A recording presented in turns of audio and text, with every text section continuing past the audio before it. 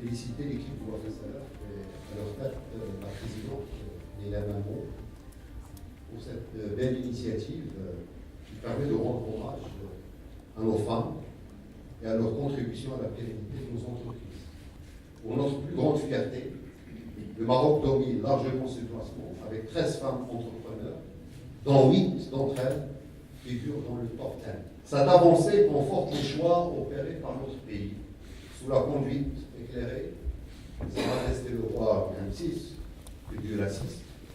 Et je citerai en exemple la révision en 2004 du Code de la famille, la Boudouana, qui renforce les droits de la femme, la promulgation en 2011 d'une garantie constitutionnelle de l'égalité hommes-femmes et l'instauration en 2004 d'un congé de maternité de 14 semaines avec maintien total du salaire. Ces choix institutionnels, certes, c'est un combat au quotidien pour atteindre les objectifs qui sont insignés dans les dispositions constitutionnelles. Ces choix institutionnels ont permis de consolider la position de la femme marocaine dans notre société et dans nos entreprises, de renforcer sa capacité à peser dans les décisions, à la fois économiques et politiques, et que ce soit au niveau national ou international. Bien évidemment, beaucoup d'efforts restent à faire, notamment en matière de représentation des femmes dans les instances de gouvernance et de décision des entreprises. On a commencé il y a déjà plus de 10 ans à travailler sur les stéréotypes et en interne, on a lancé des conférences uniquement pour les collaborateurs, justement, hommes et femmes, pour lutter contre les stéréotypes et pour expliquer que c'est la complémentarité qui fait la richesse. Donc c'est pas une énième conférence, il y a toute une logique. Alors il y a 3 ans, nous avons mis en place une conférence qui est inspirante. Et l'idée c'était d'amener des femmes inspirantes pour donner envie, pas rien qu'aux femmes, mais aussi les hommes, parce que les hommes c'est des époux, c'est des pères, c'est des frères, et donc les inspirer, leur dire bon voilà, voilà comment peuvent réussir les femmes au Maroc. Et ça a été un cycle très intéressant. On a fait un deuxième cycle qui était la mixité. Est-ce que la mixité est un réel levier de performance? Et là, on a fait des tables rondes. Et c'est quoi l'objectif de ces... C'est vrai qu'on discute pendant 2-3 heures, mais on part avec des prises de conscience. Et l'idée, c'est de repartir soit avec des clés de lecture, soit avec des best practices qu'on va entendre. Et on va avoir la chance d'écouter justement des personnes très inspirantes qui vont nous éclairer sur ce qu'elles font au quotidien. Parce que l'idée, c'est de venir ici, s'abreuver et essayer de voir un peu ce qui se passe, de repartir avec justement des actions, et ne pas rester uniquement dans la parole. D'où la diversité des horizons, des intervenants, mais on... Absolument, je vais vous laisser les découvrir tout à l'heure, parce que vraiment, ce que je veux aussi dire, c'est qu'il a suffi d'un coup de fil à chaque fois, et toutes les personnes ont accepté dès ma première demande, parce qu'effectivement, tout le monde est engagé sur cette question, mais il faut qu'on passe à l'action. Et l'action, c'est d'abord le débat, créer le débat et faire bouger les lignes. Voilà, ça vient à faire. Merci. Et merci à vous d'être venus.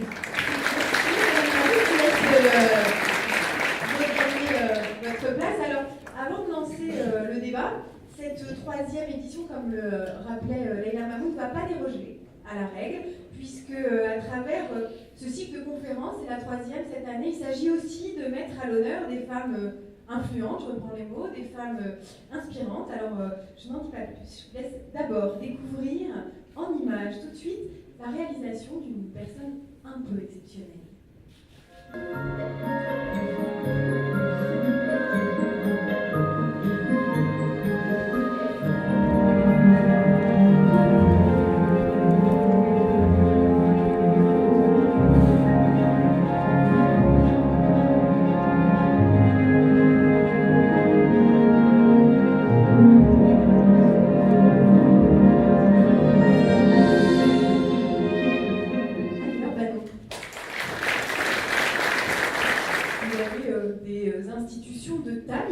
Qui vous ont suivi dans ce fabuleux Paris, la NASA en premier lieu. Je travaille avec la NASA, bien sûr, on a fait tous les tests de sécurité avec eux.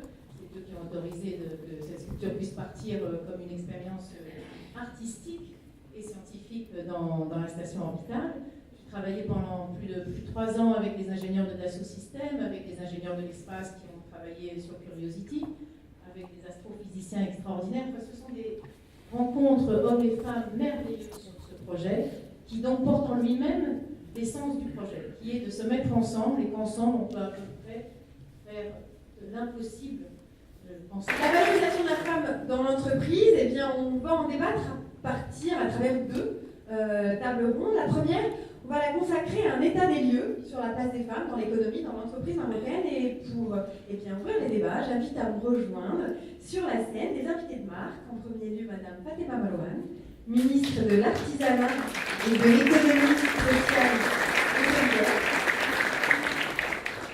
Madame Leïla Chioui, qui est représentante ONU femme au Maghreb, et qui assure le développement et la supervision du programme ONU Femmes au Maroc, en Algérie et en Mauritanie, qui nous rejoint tout de suite. Et enfin, un homme, il en faut bien, Monsieur Nsder, qui est directeur des relations institutionnelles chez Cléo, et qui a été aussi rapporteur des études du Conseil économique et social sur les questions d'égalité homme-femme et les questions paritaires. Donc la première question, elle s'adresse à vous, Madame la Ministre. Comment expliquer ce paradoxe entre une déconnexion entre les efforts consentis d'un point de vue institutionnel et, dans la pratique, une régression de la place des femmes dans l'économie? La réponse n'est pas simple, en fait.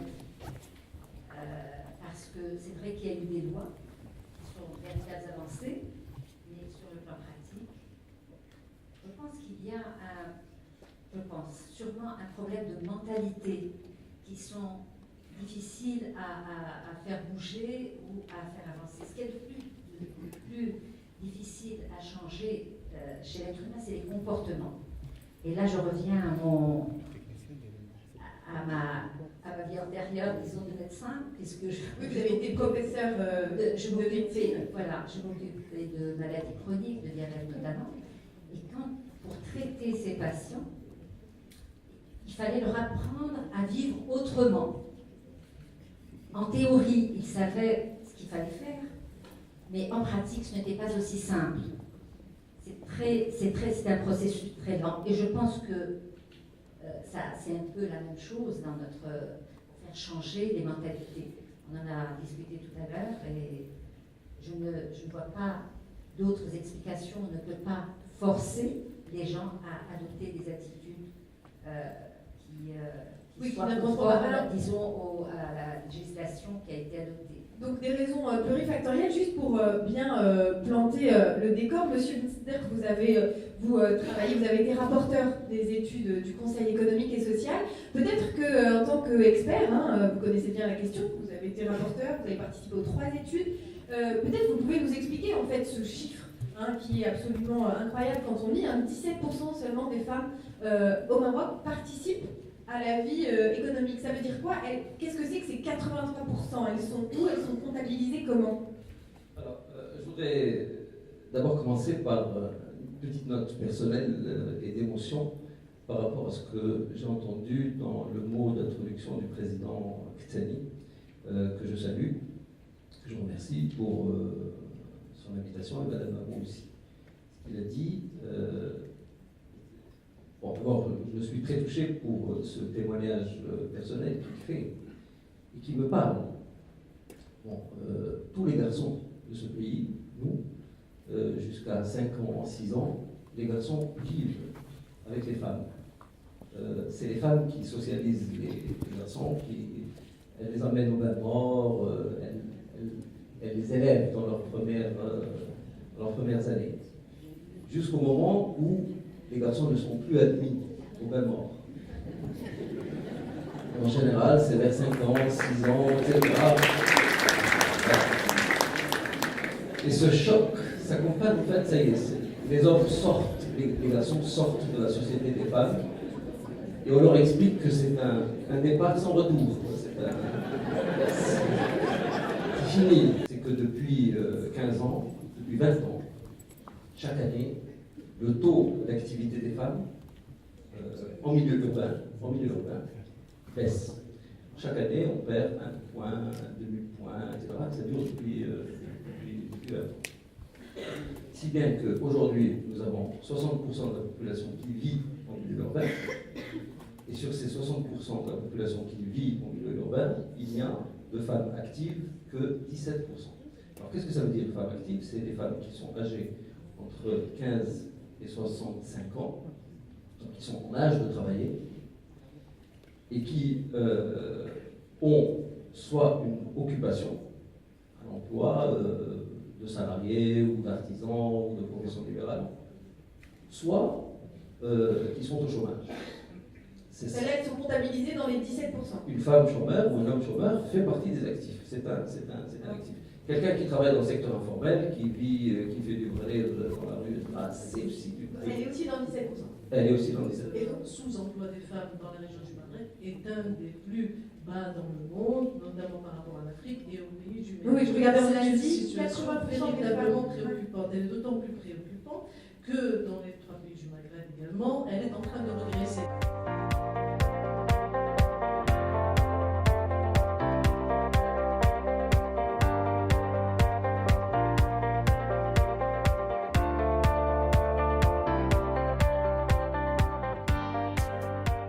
Appelé pour ce deuxième panel, 3 femmes, dont on verra la singularité tout de suite. Madame Fatih Ferri, qui est présidente directrice générale du groupe LUI.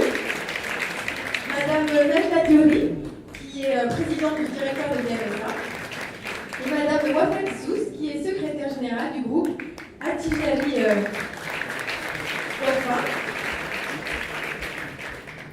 Concrètement, finalement, dans et au sein d'entreprises ou dans des secteurs très différenciés, on pourrait peut-être, avant de rentrer, de revenir sur des questions qui ont été abordées, sur les questions des mécanismes à mettre en place, sur le côté responsabilisant qu'on peut avoir quand on est aussi une femme à la tête de direction. Peut-être revenir sur vos expériences un peu personnelles. Je vais vous prendre tout de suite à partie, Madame Zoueli, parce que non seulement, alors il y a très peu, autant la fonction publique s'est féminarisée grandement au Maroc, mais il y a très peu de femmes à des postes d'entreprise publique. Alors pareil, j'ai des chiffres, mais 7% seulement, c'est un chiffre qui varie, mais en moyenne 7% occupent un poste d'administrateur dans une grande entreprise publique. Alors non seulement vous êtes à la tête d'une grande entreprise publique, la société TMSA, mais en plus dans un milieu portuaire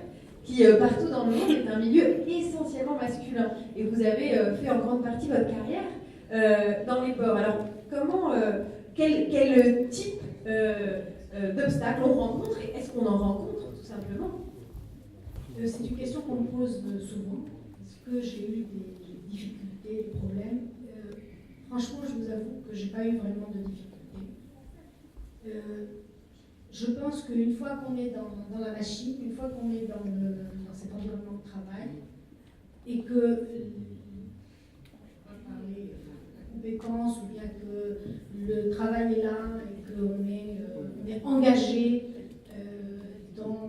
avec un esprit positif, on cherche à régler les problèmes, etc. On fait sa place. Et on fait sa place au milieu des hommes. J'ai absolument jamais eu de problème. J'ai fait toute ma carrière dans les ports, 5 ans dans une...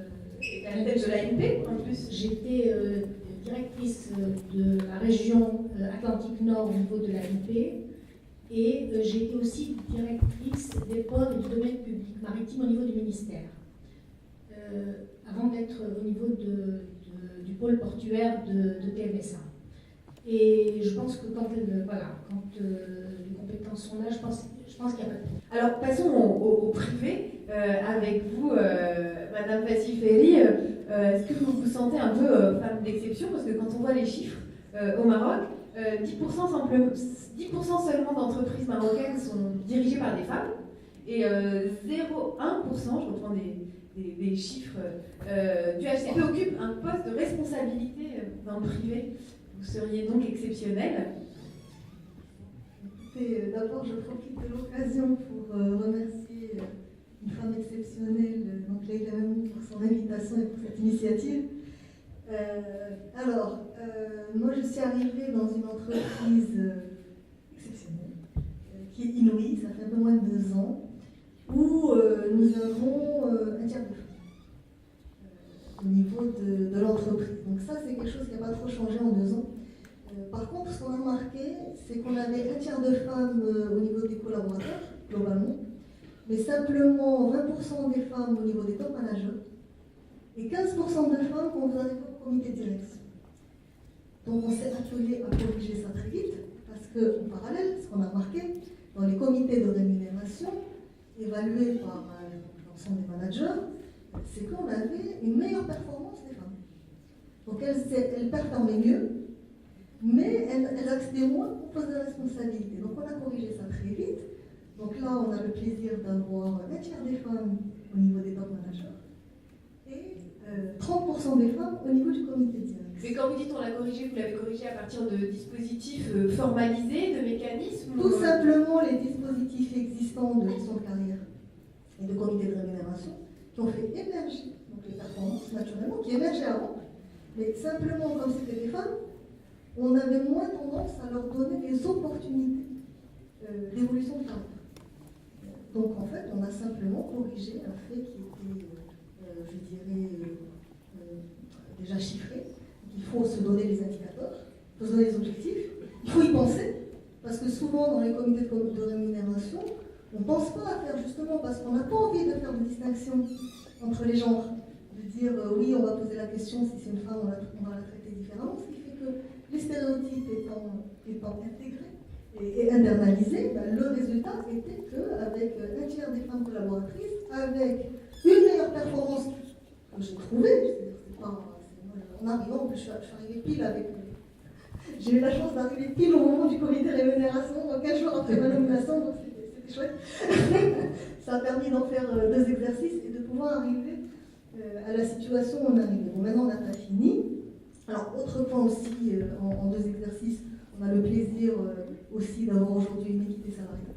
Donc, il n'y a pas de distinction de rémunération aujourd'hui entre les femmes et les hommes. Oui, parce que cette discrimination, là encore, dans chiffre HCP, elle existe notamment dans le privé de manière assez forte. Alors, finance, justement, ça me renvoie vers Madame Sous. Vous, donc, vous êtes secrétaire générale du groupe Atijali Wafa. J'allais dire, est-ce que c'est pas plus facile dans la finance qu'ailleurs? Parce qu'au Maroc, en tout cas ces dernières années, la finance, le secteur financier s'est beaucoup féminisé. Donc est-ce qu'il y a un distinguo? Est-ce que c'est plus facile d'être femme, d'accéder à un poste de responsabilité dans un milieu financier que dans un autre?